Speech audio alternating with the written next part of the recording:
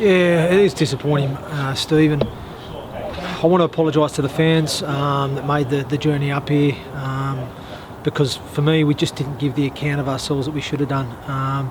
It's one of those things I said to the players in the sheds afterwards, that you can kind of cop it a bit when you know you've had a bit more of a dig, and you just haven't quite been good enough. But we just weren't good enough from the start. It's disappointing, myself included. I apologise to the players. I don't think I was good enough today, personally. In terms of some of the plays that I executed and some of the decisions I made out there today wasn't good enough. I actually hooked myself because of it, just because I felt the week, actually, to be honest with you, was a really good week. I felt we trained well, we prepped well.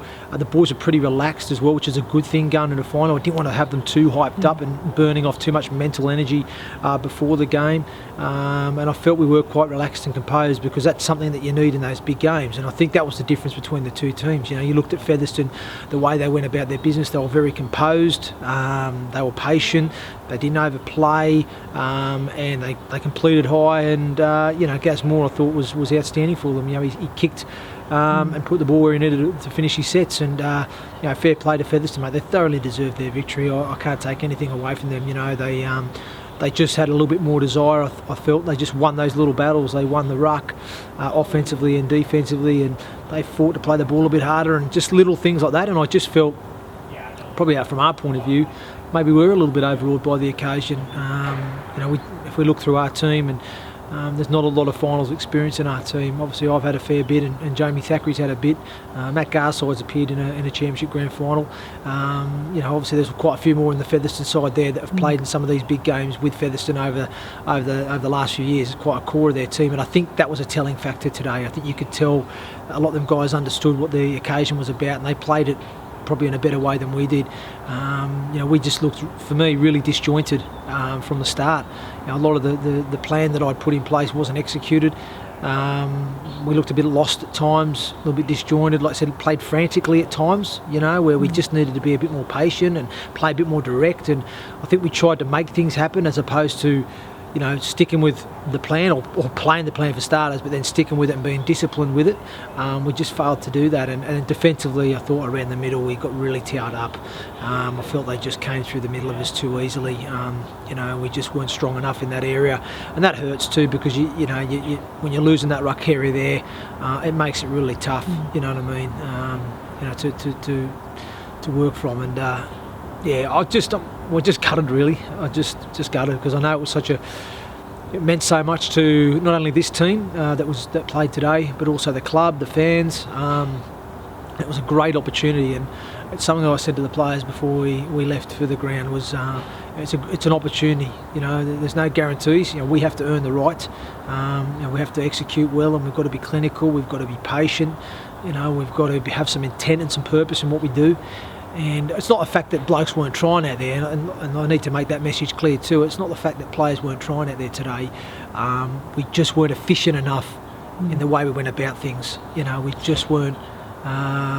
Too many of us weren't on the script, and didn't bring our A game, so to speak. And in the big games and in finals, you need to be focused, you need to be composed and relaxed, and you need to be disciplined in executing the plan, getting the end of your sets, and you've just got to grind and grind and grind. And that's all Featherston did with us. They were in that arm wrestle with us early. We weren't where we needed to be, but they just kept sticking with their process, and then they just came over the top of us, and hence why they ended up pulling away from us in the end. We gave ourselves too much work to do, and in the second half we just made it hard. There were moments, we had our moments within the game where we had some momentum and some ascendancy, but we just failed to capitalise on that. And again, in big games, you've got to take those chances. I think we knocked on a couple of times over the line. Harrow knocks over early in the second half over the line. Esmos as well knocks over with 15 to go over the line when it was 24-6. We could have, that again with 15 to go, it may have changed the outcome of the game, because we're starting to get a little bit of ascendancy. But if we're being totally honest, we didn't deserve to win today, and I just felt Featherston just had a little bit more fight in them. There was a couple of times there where we lone broke them, and they just managed to get those last-ditch tackles to stop us from scoring. And they're big players, in big games. And they fully deserved their victory today, did Featherston Rovers. And I've got to say, well done to them, because they've had a disruptive year as well as a group. But I just felt the core of their side, who've had that experience in these finals footy, it showed today.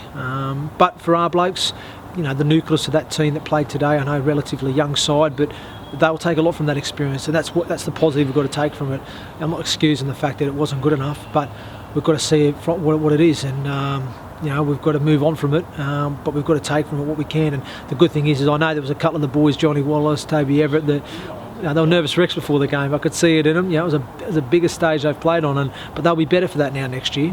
Matt Davis, Keezy, blokes like that, they're going to be a hell of a lot better for that next year. They know what a big game feels. So if we're in the top 4 next year and we actually get to that £1 million game, which is something we want to be aiming for, and hey, we know what the big stage is about. We've got to feel for that big game experience. So it's invaluable, that I'm telling you. And I've experienced it myself with other teams and other clubs I've been at where we've got to grand finals, haven't quite won it. I experienced it at Sheffield in my first year there, and we had quite a young team as well. But the year after we won it, and that proved to be a valuable lesson the year before. So we've got to take the positives from it. But I'd just like to thank personally, while I'm on camera now, all the fans this year for their support. I sincerely thank you for what has been a disruptive season.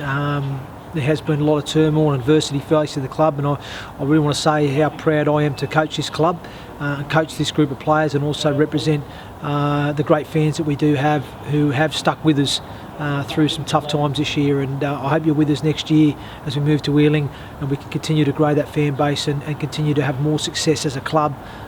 That's what we're setting out to do for next season. But I'd like to thank all the fans, all the backroom staff, and all the players that have contributed throughout the season. I know I've gone through 42 of them, but I do like to thank them all. They've all contributed in some way or another, as well as all the backroom staff. So thank you very much, and like I say, we'll see you all back next season for what we hope to be a better season, a more productive season, and the start of growing this club and creating something special.